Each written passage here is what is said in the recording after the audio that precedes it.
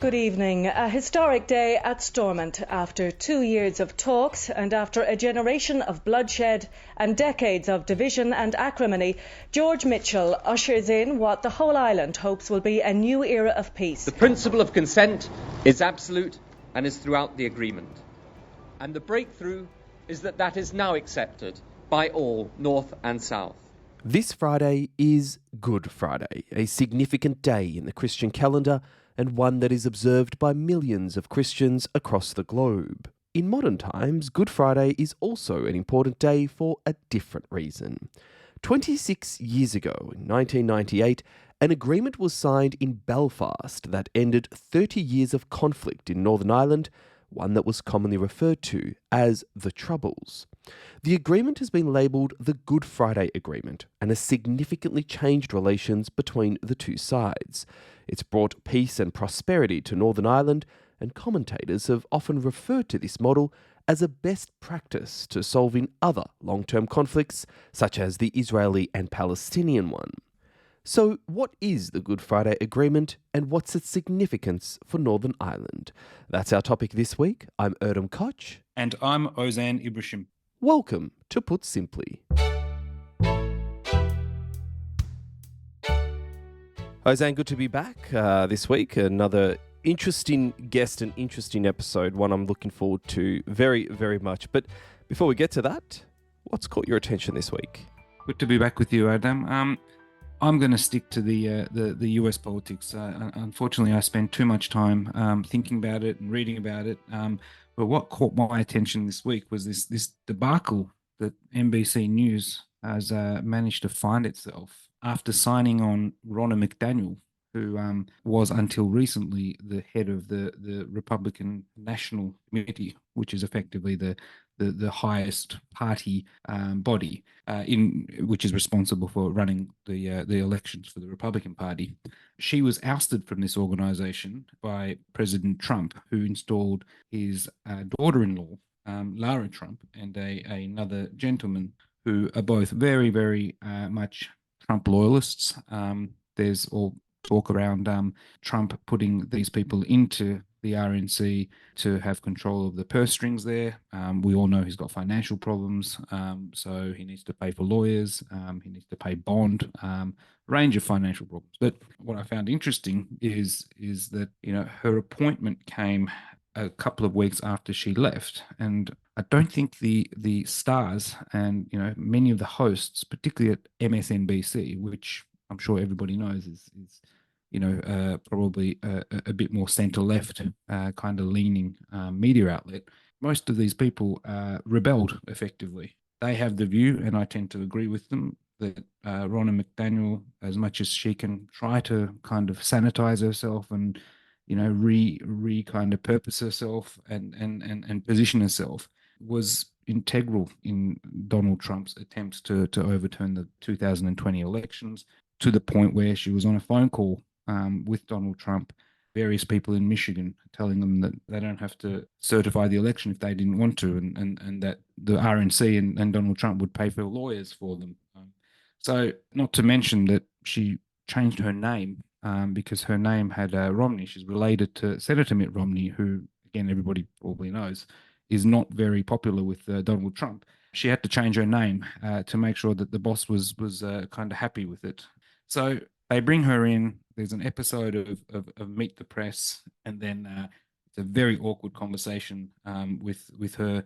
And then some of the MSNBC hosts, Chuck Todd, others, Julia Maddow, Joe Scarborough, all basically say, we're not going to deal with it. We're not going to have her involved. And, you know, overnight, NBC has put out a statement saying that she's no longer going to be a paid contributor. And I have to say, I'm very pleased to hear that, because I think it's great that people have, you know, different views, different opinions, but there are many, many other better people who are suited and they're better qualified than this woman to be able to provide the Republican point of view.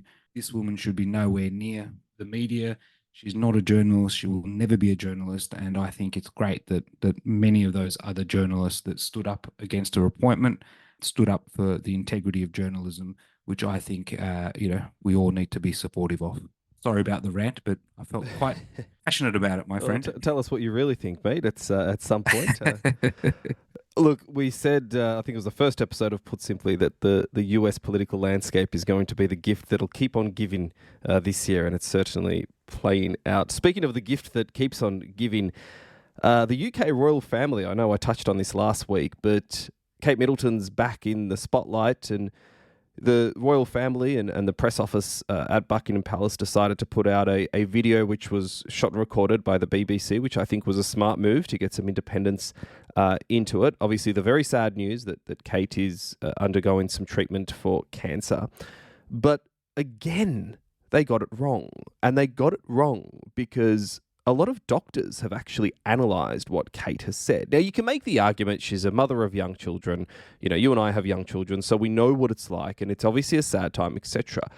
I get that, and that's fine. But the reality is, you're in the spotlight, you're in the public view, and when you're in the public spotlight, I'm sorry, but you have to get this stuff right, regardless of whether it's a health matter or whatever. You know, phrases like preventative chemotherapy has caused a stir because doctors and medical professionals have said, well, you don't take chemotherapy preventatively. Chemotherapy is not a preventative treatment. There were other issues around, you know, the shape of her face and her ring at some point disappearing off her finger and coming back on, to then saying, well, was this AI generated? And we know that AI has the capability of doing that these days. And it was just one of those things of, because as we discussed on last week's episode, because for so long they let this story sort of play out in the media and hide Kate from public view, as well intentioned as it was. Again, young children, they wanted to, you know, deliver the news to the kids in their own time and put their well-being first. It just didn't work. If it was well-intentioned, it didn't achieve its intentions. And now the story was so far beyond them that it doesn't matter what you do. It's almost impossible to bring it back to the point that you want to bring it back to. And again, a lesson in Comms 101, get in front of the story, regardless of whether you're in the public spotlight or you're a small business or you're a brand, whatever it is, tell your story before someone else tells the story for you. And speaking of stories, what an incredible, powerful story we have this week. Good Friday is this Friday, Ozan. And obviously many Christians around the world will be marking the day and then celebrating Easter on Sunday. And let's take the opportunity to wish those who do celebrate Easter a very happy one. And we hope that you have a wonderful day with your friends, family, and loved ones. Good Friday marks an important day for the people of Northern Ireland and Ireland, because it marks 26 years since the 30-year conflict ended in that part of the world. And we're joined this week by Rodney McCune, a public affairs and communications professional who's advised governments and companies across Europe, Middle East and Southeast Asia. He was raised in Belfast. He lived through those days. He then practiced as a barrister and has also worked in the government of Northern Ireland. A wealth of knowledge across this particular topic, and someone who will be able to explain it really well for us. He's our guest this week here on Put Simply. Rodney, welcome to Put Simply. We're very excited to have you on the show, and I'm sure that you'll be able to give us a very, very good and objective and insightful rundown of today's topic. Before we start, can you tell us a little bit about yourself and your background? Sure, and obviously thanks for the invitation to participate today. It's a annual review, as it were, in terms of the progress that's been made in Northern Ireland when we come up to Good Friday. And my first involvement was some many years ago now, back in 99, so the year after the agreement. I became involved as a political staffer for David Trimble, who was one of the, recognised as one of the two key architects of the agreement. And so whilst I was practicing as a lawyer, I was also helping out on a lot of the legislation around policing reform and other outworkings of the agreement itself. So I then had a stint as a special advisor in the government in Northern Ireland for a few years. Latterly, I was involved in the Remain campaign for the Brexit referendum, where Northern Ireland, of course, did vote majority Remain, but the UK vote caused a different outcome. Since then, I've been working outside Northern Ireland for governments in the Middle East and Asia, providing strategic advice, policy advice, and so on. And it's always nice at this point in the year to reflect on what happened 26 years ago. Let's start with the absolute basics. Can you put simply the modern history of Northern Ireland? You can go through some of the historic factors that are important to understand the conflict and how the conflict came about. The truth is that very few people in Northern Ireland or in Ireland see the history of the conflict within the time frame of the conflict. And in fact, the history of Ireland and England and their relationships between the two islands go back over a very long and complex period. You can start with the Anglo-Normans arriving in the 12th century. I think it was High King of Leinster invited Henry II to send support to restore him to his kingdom around Dublin, right through to the plantation of Ulster, which has a significant current day impact, where you had Lowland Scots and Anglicans from the north of England moving over in the 17th century as part of a policy by King James VI of Scotland and the First of England, right through to the Act of Union in 1801, which brought Great Britain and Ireland together. Of course, throughout these hundreds of years of history, there's been punctuation of violence and rebellion at different points against British rule or authority. And that ultimately led to the partition of Ireland and the establishment of a 26-county Irish Republic. When you look at the makeup of Ireland historically as well, I reference Leinster, but the four provinces don't just have a current day relevance in terms of representative sport and so on, but you need to think about Leinster as Dublin on the east. Down in the southwest, you've got Munster with Cork and Limerick, and in the west, Galway, which is a favourite for tourists, but also a strong area for Irish speaking. And then you have Ulster, centred around Belfast, but Ulster covers 9 counties of a provincial region, where Northern Ireland is 6 of those 9 counties. So Ulster as a term comes up and often used interchangeably with Northern Ireland. But you look at the geography within that period and the relationships between the northeast and the west coast of Scotland only being some 11 miles apart. And you have history of complex division relationships on the island itself, never mind east-west with England. You have these Scottish planters who then create this distinct population in the northeast. And you have Belfast move ahead of the rest of the island during the Industrial Revolution, where linen, shipbuilding.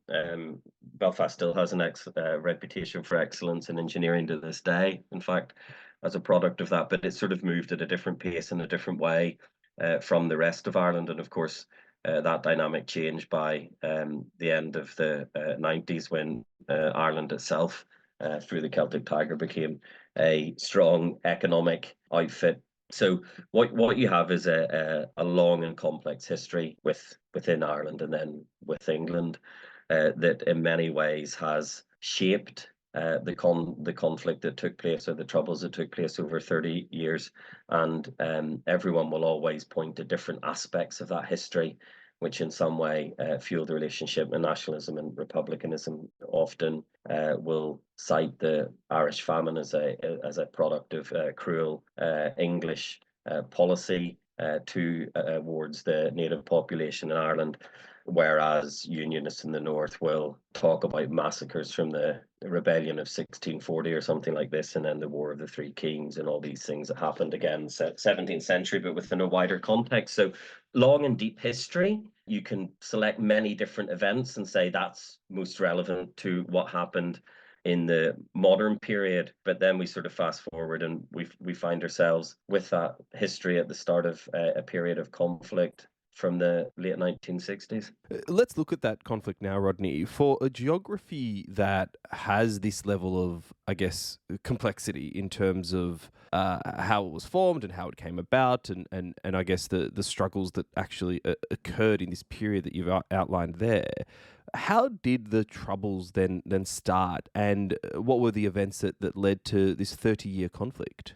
So there was always an identity issue and an aspiration issue that sat in the background. But in terms of what sparked the Troubles and sustained the Troubles for such a long period of time, you got to look at the broader international context. 1960, it's often cited as the age of terrorism, where political violence was on the rise within Europe, certainly in the Middle East as well, which aligned nicely to, I say nicely in a careful way, but to the history and culture of storytelling and rebellion within Irish nationalism, Irish republicanism. You also had a government in the Republic of Ireland at that time, which was less mature than the government, which played such a significant role in the peace process by the 90s. And there was government support through some government ministers raising and supplying weapons directly to the IRA in the north. So that, of course, key ingredient of conflict is the ability to acquire weapons and so on that you wish to use. You had a majoritarian government in Northern Ireland run by unionists who were very fearful of what might be happening to destabilize the country. And again, a slow response from the UK government, but neither were great in terms of reform. And you had a separate strand of Irish nationalism that was looking for employment reforms in terms of rights, housing rights, and areas that they felt were discriminatory within the setup in Northern Ireland in terms of how local council boundaries were being drawn in terms of employment opportunity and access to housing. And they were looking across the Atlantic to, the civil rights movement in the US. And they saw that as something which was aligned to what they were involved in. And then within that civil rights movement, and this is a more contested piece, you have violent republicanism looking to exploit that opportunity of dissent to agitate for a state response, which fuels what they wanted to achieve. And again, that was within the broader context of international context, if it's okay to have political violence, or political violence is a reasonable tool to seek to achieve your outcome. And at that time for the Republican movement, yes, there was the issues around equality and housing, but ultimately it was to change the constitutional status of Northern Ireland, and phrases such as "get the Brits out" and "planters go home" were often used, and something that unionism not unreasonably viewed as what we hear in the Middle East these days of "from the river to the sea." So the thought process within republicanism was to drive out the British presence, and of course that's something which changed over period of the conflict. And by the time we hit the 90s, we have ingredients in place for platform for peace. But at the late 60s, we had all the ingredients in place for violence and a very unstable situation within Northern Ireland. Rodney, many of us have probably heard of some of the main players during the Troubles. The Irish Republican Army, IRA, comes to mind, as does the Ulster Volunteer Force, Sinn Féin, Democratic Ulster Party. It's fair to say that it was quite a complicated dynamic within this conflict. Could you help us understand a little bit who were the main players and what each of them were trying to achieve? There's two blocks. I think it's a simple way to look at it. And there's those who aspire to Northern Ireland joining with the Republic, who would define themselves as nationalists or Republicans. And there's those who wish to see Northern Ireland remain connected or linked to the United Kingdom, or a integral part of the United Kingdom's another phrase they would probably be very keen to use.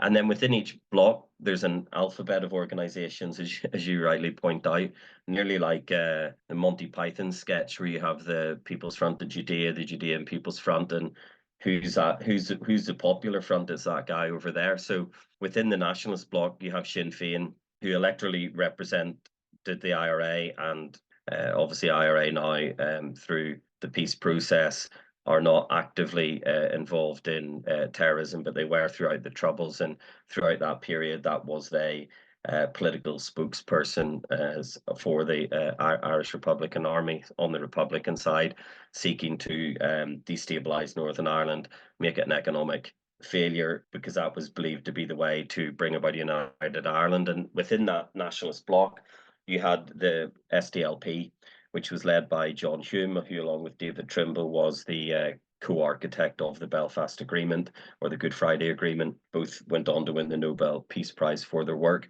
But he was a constitutional nationalist, so he had a view that violence wasn't the way to achieve the objective. It was by persuasion and agreement. He sat as a critic of the IRA and Sinn Féin for their actions during the Troubles, but played an incredibly important role then in the run-up to the peace process as a persuader for Sinn Féin and the IRA to move away from violence. On the unionist side, the Ulster Unionist Party, which David Trimble led and who I worked for and were co-architects of the agreement with the SDLP, they were the establishment. They were the party that governed Northern Ireland for 50 years. They were a constitutional party.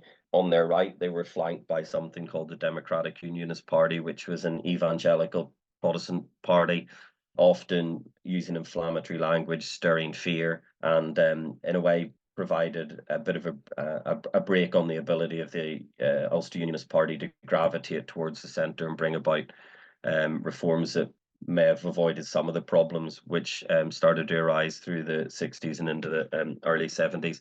And then you had loyalist paramilitaries, which sat again within the pro-British bloc. The UVF you mentioned, a little bit like the IRA, drew their history back to the First World War, where they were raised as a regiment for the British Army, but born out of conflict on the island, who were represented by a political party when we came to the peace process called the Progressive Unionist Party. And there was a Ulster Democratic Unionist Party, which represented Ulster Defence Association, again, paramilitary organisation, Ulster Freedom Fighters, again, paramilitary organisation. Many of these organisations where the IRA was involved with military targets, policing targets, economic targets, in some border areas, land acquisition through targeting first sons of farmers and so on. So that, move into an ethnic cleansing type activity. Were the objective of the loyalist paramilitaries, because they already had the status quo of Northern Ireland being part of the UK, was to resist anything that would destabilise that. And they summed it up themselves as terrorise the terrorists. So their objective was to bring about pressure on the IRA and violent republicanism by targeting the communities that they came from, either through targeting active Republicans or sectarian killing, to put pressure on that bloc to try and move them to a review of their own activities and so on. So that's why it became, to an extent, difficult to unpick, because we had a cycle of violence, a cycle of tit for tat killing, as it was sometimes referred to, and the governments and the security apparatus in between trying to slow down and manage, reduce the level of killing, and some pretty horrific stuff that, of course, happened over that period of time. I definitely remember the horrific stuff, Rodney. I was a kid in the 80s, and the headlines of the bombings and the murders and the riots that you mentioned there. It was horrific watching from afar. You lived that period of time, and I assume it was a very personal and troubling time for you. Do you mind sharing some of the experiences, the feelings during these times for your nation? I think the first thing, which may sound odd, is it's normal because you don't know any different. So you have a childhood that does have these things going on around you as you're going to school and going about your daily life. But I don't think as a child that you feel any disadvantage, or that your childhood is any different from anyone else, because you simply don't know any different. And that may well be from people checking under the car in the morning to look for explosive devices on a regular basis, people getting their cars checked when they would be driving into city centres, bags being opened when they would go into shops because of incendiary type devices that have been placed there as part of the Irish Republican economic targeting. You didn't really see any different. What I think on reflection, you do look back on, wasn't much of a nighttime economy. People managed and adapted their lives to manage personal risk. People were very careful about the level of information they would disclose to strangers. talking about their own family. And I think as a child, you become aware at an early stage that you have to be very careful in who you meet and who you talk to. And I think maybe things that might probably stick in memory more was, this sort of wall of news of if you got 10% of it overseas as the news about what was happening on a daily basis, and especially through the 70s and into the 80s, we got the 100%, and you would be aware during the day of an event that may have taken place, and you'd have to. It wasn't the era of mass communication or instant information. You'd have to wait till you went home from school to find out exactly the details of who may have been a victim of a particular event, whether it was someone that was a close relative to you or to someone that you've known. I was fortunate enough not to have any close relatives murdered or killed during the Troubles, but many others were not that fortunate, and some of them close friends who did experience loss very directly. And I suppose it says a lot about where and the influence of media these days. I do remember very clearly the murder of two British soldiers at an IRA funeral. I think it was 1988, which is two undercover soldiers who found their car in the midst of a funeral cortege, and there was heightened tension because of events at a previous Republican funeral days before. And they were dragged from their car. They were armed but fired warning shots, stripped, beaten, and driven away to be murdered a short time later. And there was a television helicopter above with footage of this unfolding, and it was shown on the news that evening. And I think that's the one time, so I must have been 11 or 12, I felt a real sense of rage that people could behave in this way. It was animalistic, it was inhumane, it was deeply cruel, and it was two young men who suffered because of this. And so I think that maybe was the point where I started to think that this is a really, things in this place have to change. This type of activity and behavior can't be the permanent normal. And in fact, one of those responsible for that murder, released under the Good Friday Agreement, I do remember meeting a number of years later, whilst he was accompanying another senior Sinn Féin politician at Westminster, of course, at a time when we were discussing policing and justice reform.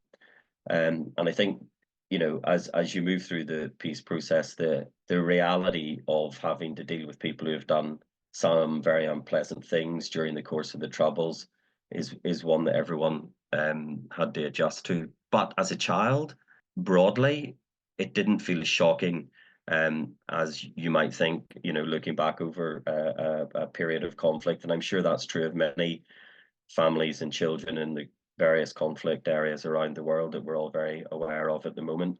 They just get by and they adapt. What problems that might cause in terms of mental health and other things longer term, of course, is a different point. But on a day-to-day basis, people have an amazing ability to be resilient and survive.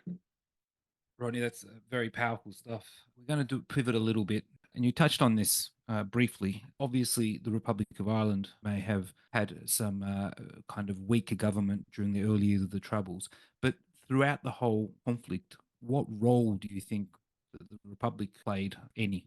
So, from a unionist perspective or a security perspective, it was often seen as the safe haven for terrorists. So, although we had, and that's Irish Republican terrorism. So though we had this arms trial in the 60s and the two government ministers being acquitted and they were dismissed from their posts, one of them, of course, later returned to a very senior position in government.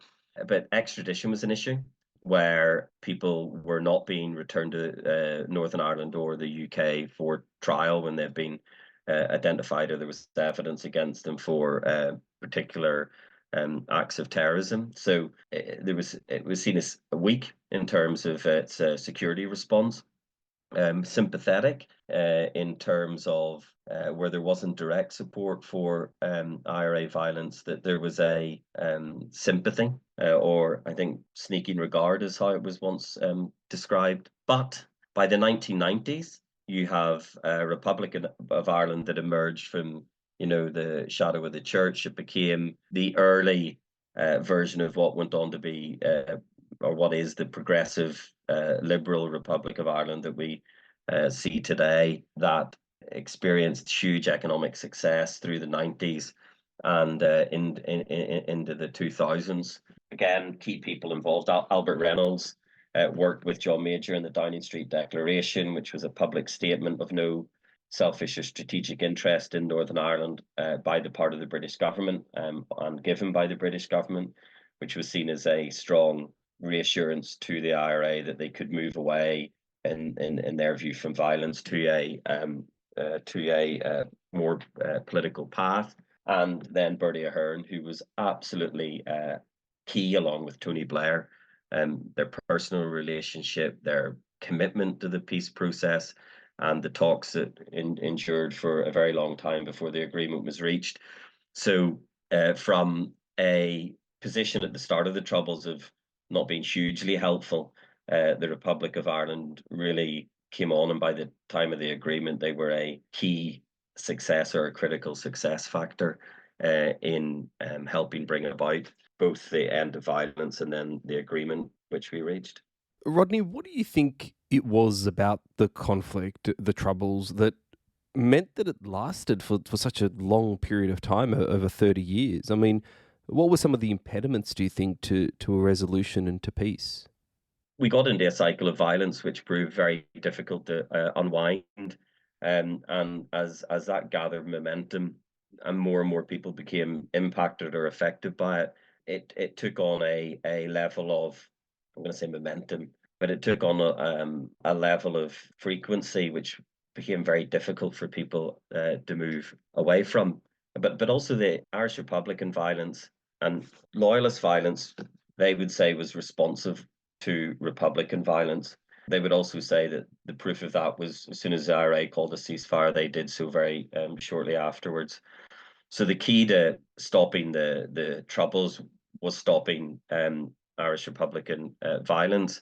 But there was a firm belief over a very long period of time that they could win, that the British would get tired, that it would prove too costly, and perhaps through other regions where it's more distant conflict that Britain was involved in, whether it be in ex-colonial nations and so on, where they did just withdraw. There was certainly a feeling of within Irish republicanism that would be the product of a sustained campaign.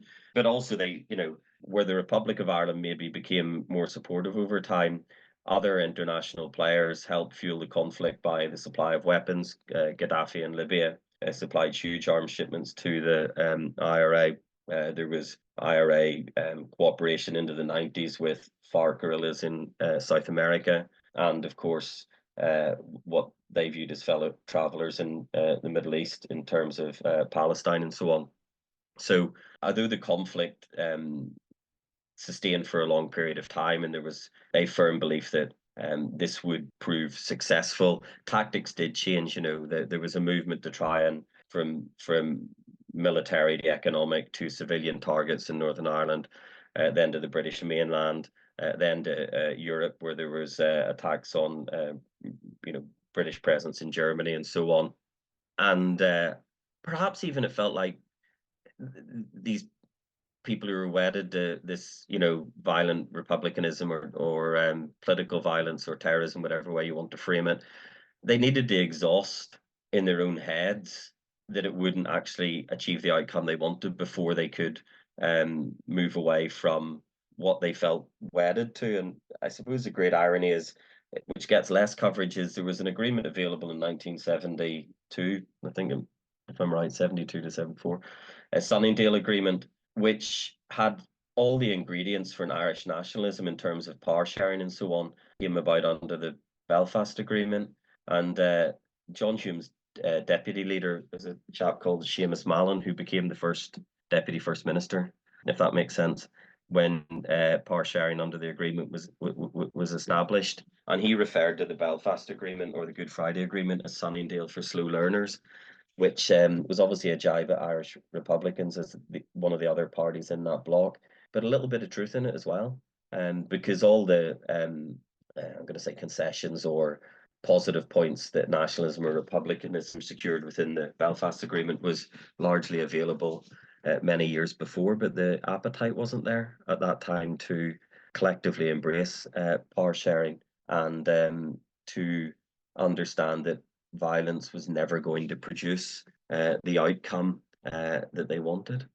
You mentioned earlier about the time for, I suppose, activism was during the 60s. You mentioned that it was, a time of the terrorism was taking a hold of Europe. And then you made a very interesting point about the 90s being a lot more, I suppose, rife for a peace deal. Could you give us some insight into some of the political developments that actually led to the Good Friday Agreement? I mean, I think one notable thing that you can observe from the outside is that Tony Blair and New Labour came into power in Britain after a long reign of the Conservatives, the Tories. But what other types of political developments, maybe even at the Republican end or the Northern Ireland end, what did you observe? What changed from a political point of view? You're right about New Labour being a critical success factor. Tony Blair's personal commitment to the peace process was evident from day one of his prime ministership. I think his mother's side had some connection to Donegal, and therefore he saw a personal attachment to it. Of course, the process began under John Major in terms of the Downing Street Declaration, then stalled. The IRA ceasefire failed with huge bombing in Canary Wharf in London. And it was under New Labour that was able to be restarted. So, New Labour came in with a huge sense of hope and optimism across the United Kingdom. You had Bertie Ahern, you had the economic rise of the Republic of Ireland. You also had Bill Clinton in the White House, who had campaigned on a commitment to doing something for Northern Ireland or helping bring about a space where we could move in the direction of peace and potentially agreement. And his personal commitment in terms of time, like Blair, like Ahern, was incredibly significant. And therefore, you had those external factors aligned. Internally, the people who were head of the Loyalist and Republican paramilitary groupings, IRA, UVF, UDA, same people who have been at the head of them during the early 70s. So these were people who had run out of options, who had potentially served prison sentences, who had experienced no change and the cycle of violence, and who started to think differently themselves. A young Martin McGuinness or a young Gerry Adams may not have agreed with what an older version of themselves, how they viewed the value of violence many years later. And similarly, for the likes of David Irvine and Gusty Spence on the Loyalist side, you had a review of the value or the contribution that the violence was going to make to their particular objectives. So you had a British government who, by the way, had been involved in back channel talks with the Republican movement way back to the 70s to try and create an opportunity for an agreement. There was always an opportunity to get off the merry-go-round, but nobody seemed to want to do it. When that view started to crystallize as something which people might want to do, well, then, of course, the British government was there to say the right things. There was the external time and commitment to hammer out an agreement, which Clinton, Blair, and Ahern were absolutely central to. And you had huge optimism in the UK, a changing face in the Republic of Ireland, economic success, and perhaps the ingredients were all there for conflict. At this point in the timeline, the ingredients we're all there for peace. And I think it was David Irvine, one of the UVF political representatives in the PUP, who said that in order to get the agreement, they just needed to find a way to pause the violence, to create the space to have the agreement to seek to change society and make the changes that needed to be there. And that certainly from a constitutional or mainstream unionist perspective was the case, because in the absence of an IRA ceasefire or cessation of violence, perhaps how they framed it, the appetite to engage directly with Sinn Féin on political talks, whilst they had as unionists would say, a gun on the table or under the table or whatever, was very low. So all these aspects came together in terms of, people who have been involved in a conflict for a long time, which enabled that pause in violence. It's the pause in violence that enabled talks, and the talks that took place enabled personal relationships to an extent, but trust to start to build, and a realization that there was a shared commitment to finding some other way forward, whatever that may be. So do you think, Rodney, that some other way was found? In other words, did the agreement achieve its objectives, and have the two sides managed to reconcile their differences? The objective of the agreement, you can reduce down to saving lives, okay? Now, how that was done was to provide a context in which people could leave violence behind. And it's without any question, many, many lives have been saved. Now, the Rainbow Coalition, which was established as an outworking of the agreement, gave all political views a stake in delivering government. It improved relations both north-south. Northern Ireland Unionists have much better relations with southern politicians than they ever had as a product of the agreement. East-west relations were improved. The Republic of Ireland and UK governments had a reset in terms of their relations, despite being on-off in its nature, because we've had, a couple of long pauses in active government in Northern Ireland. The idea that it stopped violence and has provided a platform for social change, which is yet to be delivered in the way I would like, which is a separate point, has certainly been a positive outcome. But we don't have integrated education. It's a barrier. The absence of that is a barrier to significant progress. The middle ground has collapsed to an extent in terms of unionism and nationalism. The SDLP has fallen far, far behind Sinn Féin, and the Ulster Unionist Party has fallen way behind the DUP. The electorate vote on identity political basis. It doesn't matter what these people don't do in government, they're going to get the vote as the strongest voice within their particular bloc or community. So, I think David Trimble wrote a book to Rise Up in New Northern Ireland, and he wanted to see Northern Ireland move to a position where we would be more like Scotland and Wales, where you'd have a nationalist bloc, which was a single entity, and you could have Tory, Labour, Liberal Democrat strands starting to come in and having something which was he would have considered more of normal politics. In fact, that hasn't happened. What's happened in Scotland is a little bit of the reverse, in that they're moving towards a SNP nationalist bloc and a Tories trying to campaign as a bit of a unionist bloc. So the constitutional questions now becoming an ever present in their conversation, to a lesser extent in Wales. If anything, the identity politics that plays out in Northern Ireland, which is people just voting for the strongest voice within their bloc, feels much more like some of the stuff we're currently getting in the US, with it doesn't matter what Trump does, he's our chap, we're going to vote for him anyway.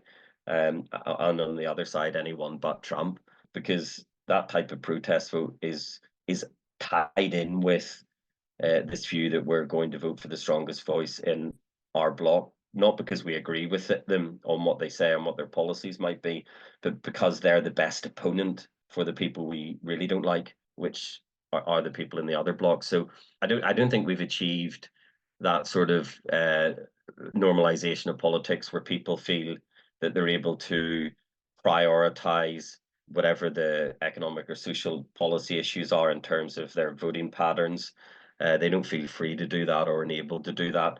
The cycle of elections, because we have UK Westminster elections, we have local government elections, we have assembly elections, are so frequent that political parties don't really have a pause between electoral cycles to try and do something different. But also, identity politics is quite a lazy way to retain power. If you're one of the loudest voices on either or within either of those blocks, the easiest way is just to keep the division, keep yourself as top dog within your particular block, and you're permanently in a position of electoral success or government, and that's sort of what's come about. So, from my perspective, and thinking about where David Trimble probably had hoped things would go, we haven't got there, but we do have a young population with great skills and talent. Economic attractiveness of Northern Ireland's been recognised. Obviously, Brexit has left Northern Ireland with a foot in both camps, or dual access to the EU market, which is great. Again, and we just need to park some of the divisive stuff around constantly discussing referenda, focusing on language and cultural aspects, which we do need to find solutions for, and I do have ideas around that, but that shouldn't be the first point of discussion for any political, I don't know, political disagreement. I'd rather that we're discussing more about how we deliver healthcare better, or how we reduce unemployment, or how we deal with areas of deprivation, and what skills we need to ensure that we're at the front end of to keep young people attractive, and Northern Ireland as an attractive investment proposition for future employment. You mentioned something very important, Rodney, around the fact that the Good Friday Agreement saved lives. It meant that the violence stopped, and I'm just thinking about other conflicts in the world. Obviously, the Israeli-Palestine conflict comes to mind.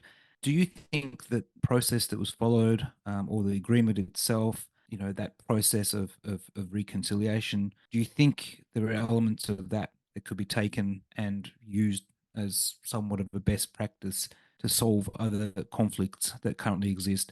Of course, keeping in mind that every conflict is very different, the history is very different, factors are very different. But listening to you, particularly when you talked about your personal kind of experience, I think one thing remains in every conflict, and it is a period of time when people of opposing views come together and see each other's view and say, okay, well, we've got to move forward. And and I think what you said about you don't want to live in a place where these horrendous acts of violence are happening, etc.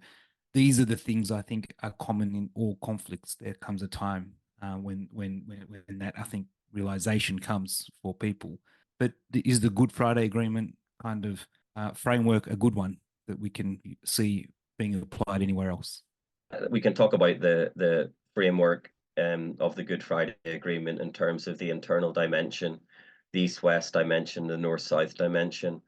But dialogue's what started that, and it was it was an agreement shaped through a talks process, where it was about creating a context where people could actually join that talks process and participate in it, and those points of agreement could be identified, and the solutions to the areas of disagreement could also be identified. So in terms of what might be required elsewhere in the world, how do you create a context where those channels of communication and meetings can take place in order to start to work on what the shape of an agreement for that particular set of circumstances might be? Yeah, I think maybe mentioned it before, but in Northern Ireland, the mind shift or the shift in thinking was one from what are you willing to die for, moving to what are you prepared to live with, and that is what has to happen in other areas of conflict. There's no point chasing a zero-sum game. You can't ever have all of everything you want in any negotiation, and sometimes sometimes a little bit of creativity can solve what might be seen as an intractable dispute or a difficult point of division. In Northern Ireland, the North-South ministerial councils were seen as terribly important for nationalism and republicanism, and for unionism. The options were to say, well, we can't have that because it's embryonic all island government. You could say, well, that's fine if we offset it by having East-West, which was the Council of the Isles, which brought together the UK government, the governments of all the regions, and therefore created a different additional platform for cooperation. I think maybe in policing there was another good example. At one point, there was a requirement of a register, in effect, a register of interest for new police officers, and there was organisations such as the Orange Order and maybe one or two others, maybe the Apprentice Boys of Derry, who were considered unionist membership organisations, and the new police officers had to declare membership as part of the recruitment process. And again, that wasn't very popular. The options for unionism were to oppose that or just to add to the list. And that's what they did. So they added in the Ancient Order of Hibernians and other organisations that might be perceived to be pro-nationalist. And therefore, they diluted the impact of the negative in order to achieve some balance. And the difficulty then went away, because anyone who said, well, I don't want to sign that register, but everyone else has to, and look at this long list of organizations where people will have to do it too, then they felt less that they were being singled out. So I think my experience has been creative thinking, but also seizing the opportunity when the mindset changes are really important. The framework's going to be applied to the particular circumstances of the dispute, but that point of dialogue and conversation and working at it, and the external support that the UK government, Irish government, and the US president applied during the talks process with the independent. There were three independent chairs. George Mitchell, US senator, led it. Again, that was another thing which unionists were not 100% in favour of, this external dimension, but accepted it, and it proved to be incredibly helpful as well. Sometimes having an external perspective is hugely important in putting into perspective what you find to be a significant point of disagreement, because it's maybe not as significant as it once appeared to be. Rodney, you've done a fantastic job in explaining both from a professional perspective in terms of your work and observations, but also personally as someone who lived through that period of time. Let's try to finish on a hopeful note if we can. As someone who lived through the Troubles, what gave you hope during those times? And 26 years on from a peace agreement, what do you hope the agreement teaches both sides of the conflict, and indeed the entire world, as we continue to see unimaginable suffering and conflict across all around the globe, really? So I think in Northern Ireland throughout the 70s, 80s, and early 90s, hope was in very short supply. But it proved to be, when we talk about the new Labour government and hope and optimism and so on, the talks process in Northern Ireland itself gave hope. And that hope became a pressure on the talks participants, political representatives, to achieve an outcome. And I think that for anyone to take the view that you cannot solve a problem is obviously wrong in terms of the approach, and you just need to create the context. And even in the most difficult situations around the world these days, you can be optimistic that a resolution or solution can be achieved.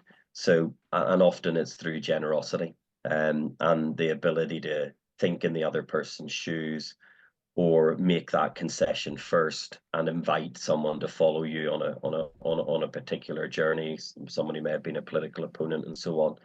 And these things that we don't believe to be possible can be very real and very possible. So, you know, and you look at many conflict situations around the world where there has been solutions and positive outcomes, and often we look at the one or two people who made the first move, who made a move that created a context for dialogue and conversation, and then who worked very hard through that process at achieving an outcome and a point of stability. Because the agreement in Northern Ireland is a platform for non-violence and political stability, and it's an opportunity the new generation or the current generation of political leaders to do something positive around all the other areas of policy and responsibility that governments are seized of.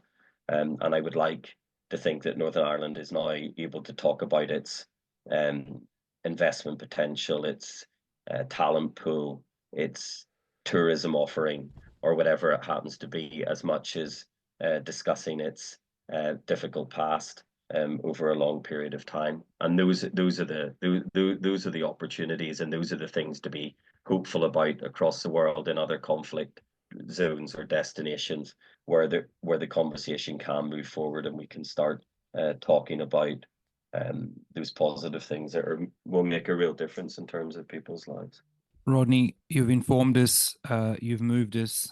We really appreciate your time, and I think most importantly, we appreciate your willingness to share your personal recollections of the Troubles, and also the message of hope. You know, you're someone who sees things from the other person's shoes, and it's been a real pleasure talking to you. Thank you very much. Thank you.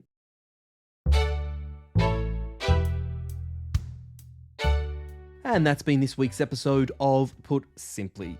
Be sure to follow us on LinkedIn at Oroka Group to stay up to date with all the latest episodes and news. Feel free to leave a comment and suggestions on what you'd like to see featured on the podcast as well. Until next time, I'm Erdem Koch. And I'm Ozan Ibrisim. Thanks for listening.